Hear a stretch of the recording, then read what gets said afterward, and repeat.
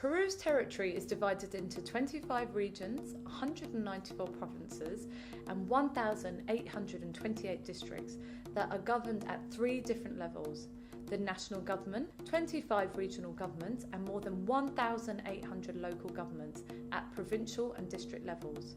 Politically, Peru is defined as a decentralized sovereign republic, and it's organized according to the principle of separation of powers into executive, legislative, and judicial branches. Located in the west of Lima, Callao is an autonomous province of Peru, which together with Lima forms the 4th biggest metropolitan region of South America. Callao can be broken into 6 districts: Callao, Bella Vista, Carmen de la Regua, La Punta, La Perla, and Ventanilla, which altogether has a total population of 1 million, representing almost 10% of the metropolitan region. Callao is an exceptional case in the whole country, where a relatively small territory, contained within the limits of the bigger one, Metropolitan Lima, has autonomous regional government competences.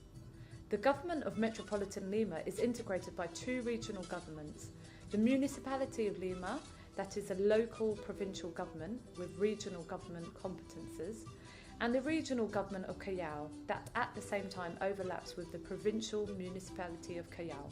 There is a known governance problem at the metropolitan level between the Metropolitan Lima province and the Callao province.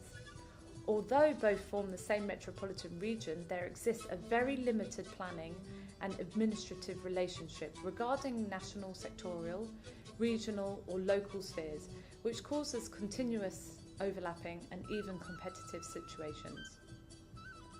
The decision making on water, sanitation, energy provision, land policies, large-scale infrastructure and natural resources is regulated by the national government.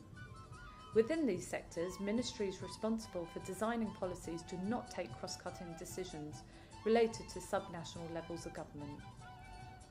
Although Callao is an autonomous region from Metropolitan Lima, all of its decisions on major infrastructure implementation are decided by the national government.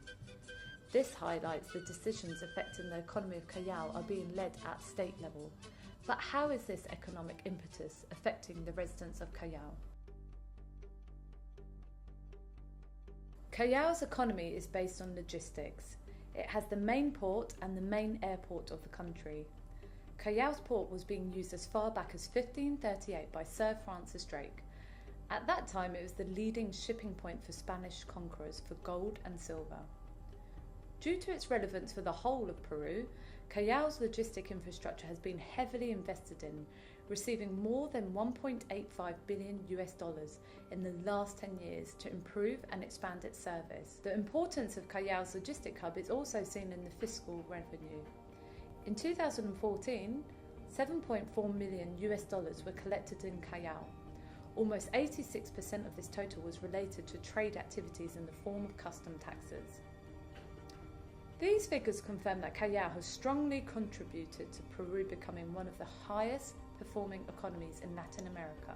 Low inflation and low unemployment rate, strong external and fiscal positions, and an economic growth rate of 6.2% between 2003 and 2013 all helped to make the Peruvian economy a case of success. However, these outstanding economic achievements do not fairly reflect the real-life situation for residents in Callao.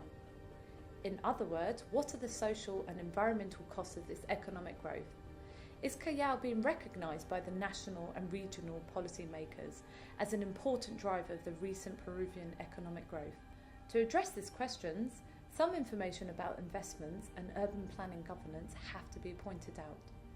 Firstly, the national government has been making all major logistic infrastructure decisions independently, without communicating and empowering the regional government in this process. Put in other words, these decisions have been made as if they were independent of the local and regional context.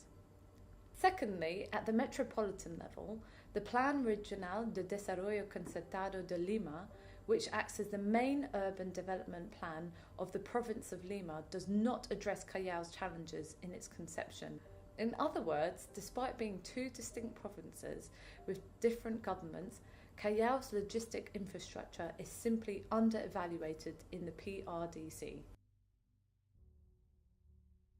Using Schlossberg, Fraser and Young's definition, socio-environmental justice involves recognising the local government and local residents and communities in the inclusion of political decision-making, whilst considering a fair distribution of services, thus leading to this definition of socio-environmental injustice in Callao as the unequal treatment and exclusion of government and communities in Callao. This is where certain socio-economic groups bear the disproportionate share of environmental pollution, service distribution and social disparities caused by the economic focus of the government. Combining the knowledge on Callao's government structure and competences with this definition of socio-environmental injustice, we can introduce the following hypothesis. Decision-making by the national government acting independently from the regional government of Callao is driving development of the port, airport and industries, allowing economic growth for Peru. However, this infrastructure development in Callao contributes to the misdistribution of socio-environmental injustices, such as social disparities in land use, environmental pollution, air, water, lead, inequalities in services distribution, water, sanitation and electricity in micro, districts within Callao and macro level. The next few sections will prove this hypothesis through maps and case studies outlining social environmental injustices within Callao. It is clear that mega infrastructures such as the port, airport and large industries make Callao quite distinct from all other regions of Lima. These unique infrastructures in Lima attract further industrial development from which the national government are benefiting from in terms of revenue. The port, airport and industries generate economic growth for the whole of Peru, while the Callao region experiences severe negative impacts on land, road and settlement placements. If we look at the current land use map and try to find out the amount of land being used for industry and infrastructure, we can clearly see that more than 50% of the land area is occupied by industry and infrastructure. Now, to identify what type of land is being used, we imposed a topography map on top and found that most potential land areas are being allotted for industry and infrastructure development, neglecting human settlements. By looking closely at the concentration of industrial and commercial activities in Lima on a macro level within Callao, Callao is being treated as a zone of economic accumulation benefiting Peru as a whole, as more than 50% of the industrial activities are centred in the Callao region. Within Callao, through overlapping the existing land use map with the existing road network map, it clearly shows that industries and infrastructures are the invisible factors which are driving the development of road network in the region. It has been demonstrated that industries and infrastructures are getting priority in development in Callao. When juxtaposing the housing density map with the physical vulnerability map, it is observed that comparatively vulnerable areas are being used for residential purpose, whereas the less vulnerable areas are occupied by the industries and infrastructures. This table shows areas within Callao which do not have access to water, sanitation or electricity, with Ventanilla being the worst affected of all 6 of the Callao districts. 34% of the population in Ventanilla in 2006 did not have access to water, 6% did not have access to sanitation and 9% did not have access to electricity. Whereas in that same time period, La Punta, La Perla and Bella Vista had full access to all of these amenities. The water distribution priority is given to industrial development instead of residential use. All industrial areas within Callao benefit from a water supply, including the newly developed industrial area in the north. This disproportional water distribution causes water scarcity for the poor and marginalised areas. Some areas of Ventanilla that developed in the 1980s and 1990s still do not receive water supply today. The inhabitants of Pachacutec in the poor district of Ventanilla face a lack of daily water provision and in most cases rely on water tanks which provide overpriced water.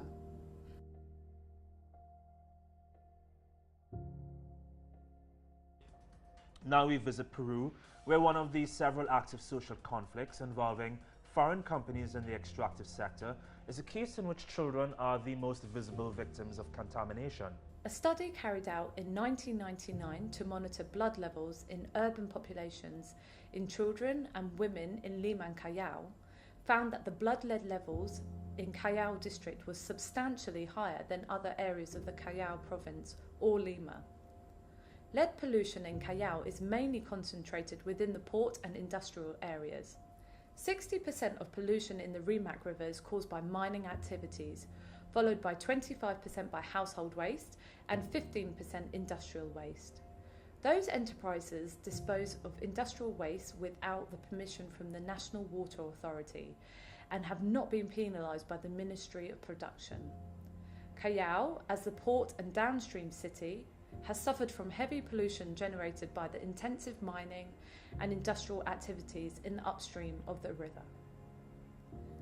Air pollution is one of the most pressing health concerns for residents in Callao. In 2009, PM 2.5 exceeded the national air quality standard of 15 micrograms per metre cubed at every monitoring station in Lima and Callao, in some cases exceeding the national standard by up to 54.9 micrograms per metre cubed. In a study undertaken by Ministerio de Salud in 2011, sulfur dioxide levels were found to be higher in Callao compared to any other areas in Lima, with Ventanilla having the highest levels. The majority of air pollutants are emitted by the industrial and transportation sectors. This line graph, produced in the Grupo GEA report in 2010, shows the higher rate of respiratory diseases in Callao compared to Lima.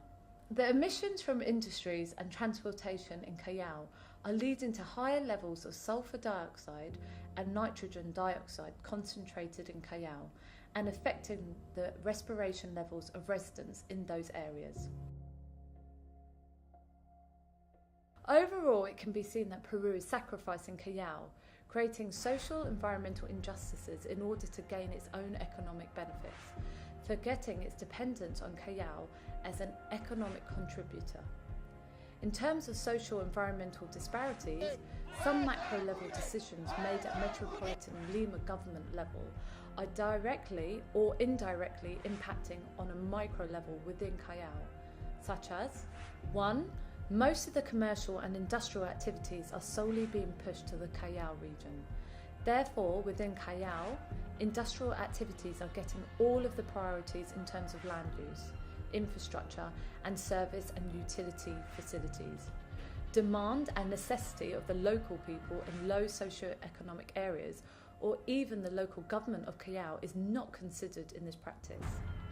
2. Callao is being treated as a profit-generating area where local residents, at a micro level, are suffering from various socio-environmental injustices for which they are not responsible for.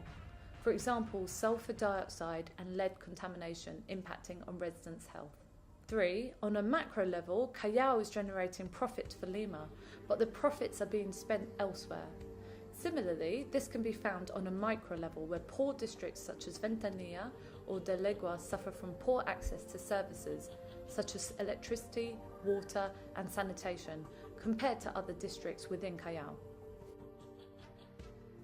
The Callao Urban Development Plan 2011 to 2022 is vague about the future port, airport and industry expansion. However, Callao's 2011 Land Management Plan shows future airport expansion and suitable areas for industrial expansion. We hope that the Plano de Desarrollo Metropolitano de Lima 2025 will be more participative, including local residents and the Municipality of Callao as stronger political contributors, and include a participatory budget approach. This plan should ensure fair distribution of commercial and industrial activities over wider Lima, whilst providing more defined goals to target socio-environmental injustices in Callao by improving access to water, electricity and sanitation, and reducing air, water and lead pollution at a local level within Callao, not just at the Metropolitan Lima level.